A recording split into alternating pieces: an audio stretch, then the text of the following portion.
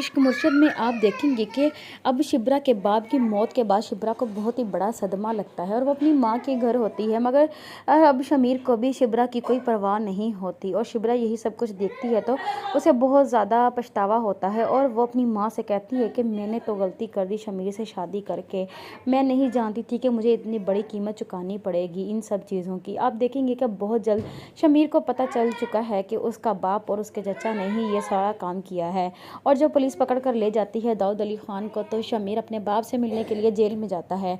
तो वहाँ पर दाऊद अली ख़ान शमीर से कहता है कि तुम्हारी माँ का कातिल मैं तो नहीं हूँ, मगर बराबर का ज़िम्मेदार तो ज़रूर हूँ।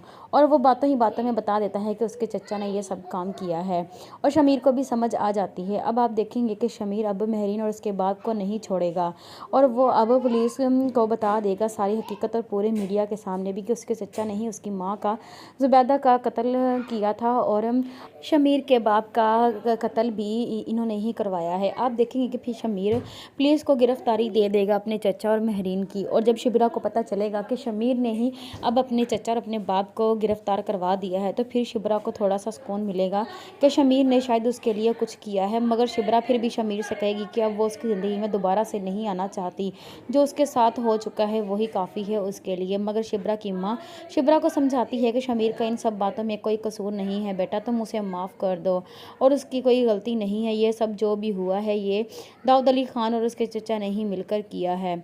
आप देखेंगे कि फिर शिब्रा और शमीर दोनों से एक हो जाएंगी और उसकी माँ इस बात के लिए शिब्रा को राज़ी कर लेगी और महरीन और उसका बाप भी जेल में चले जाएंगे।